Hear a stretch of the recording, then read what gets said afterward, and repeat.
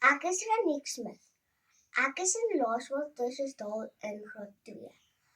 Vandag lees ek 'n gedeelte uit Floy en die reus. Floy begin huil. "Ek is nie 'n reus nie," sê hy. "Ek is 'n klein seentjie en ek hou niks van hierdie avontuur nie." "Reus huil mos nie," sê die mense. "Miskien is hy 'n klein seentjie, maar hy lyk vir ons soos 'n reus. Miskien kan hy ons help." Floy help die mense om hulle huise reg te maak. Hy maak al die huise se dakke reg.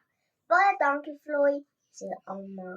"Die reus het hierdie klip na ons gegooi," sê die mense. "Ons wil dit nie hê nie. Kan jy dit vir ons wegvat?" "Goed," sê Floy.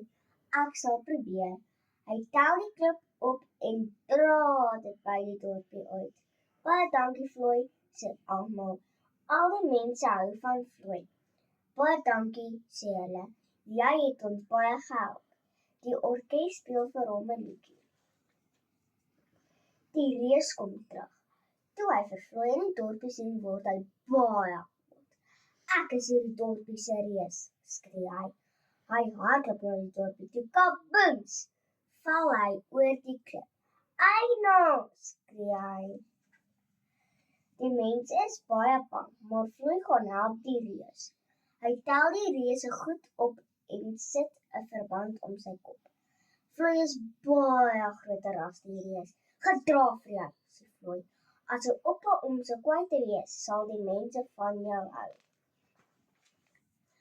"Ek sal probeer om gaaf te wees. Ek sal hard probeer," sê die reus.